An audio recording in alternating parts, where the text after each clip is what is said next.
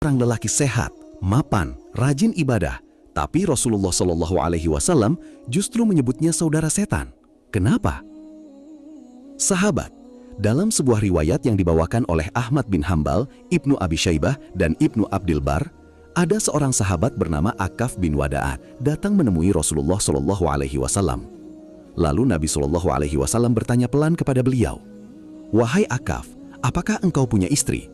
Akaf menjawab, "Belum ya Rasulullah." Nabi Shallallahu Alaihi Wasallam bertanya lagi, "Apakah engkau punya budak perempuan?" Ia menjawab, "Tidak." Kemudian Rasulullah Shallallahu Alaihi Wasallam bertanya lagi, "Apakah engkau sehat dan punya kemampuan harta?" Akaf menjawab, "Ya, Alhamdulillah." Disinilah kalimat Rasulullah Shallallahu Alaihi Wasallam membuat hati bergetar. Beliau bersabda, "Kalau begitu, engkau termasuk saudara-saudara setan."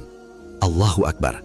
Ternyata bukan karena dia miskin, bukan karena dia sakit, bukan karena dia tak laku, tapi karena dia mampu menikah namun memilih terus hidup sendiri tanpa alasan syar'i.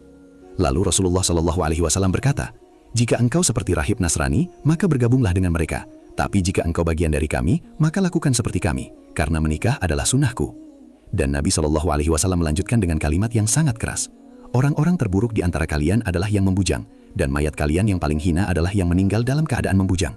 Masya Allah, kadang kita takut menikah karena takut miskin, takut belum mapan, takut rezeki seret. Padahal Rasulullah Shallallahu Alaihi Wasallam justru bersabda dalam riwayat Abu Daud dan Ad-Dailami, "Barang siapa meninggalkan pernikahan karena takut miskin, maka ia bukan golongan kami."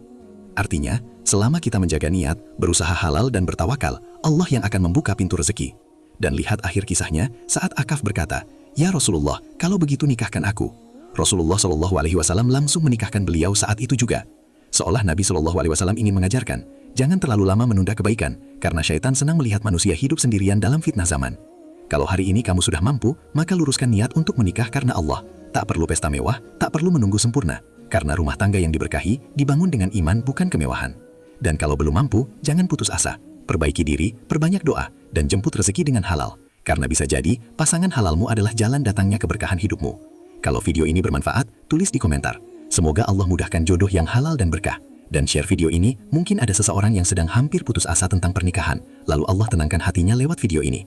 Banyak orang takut miskin setelah menikah, padahal yang teli miskin adalah hati yang jauh dari sunnah Rasulullah Shallallahu Alaihi Wasallam.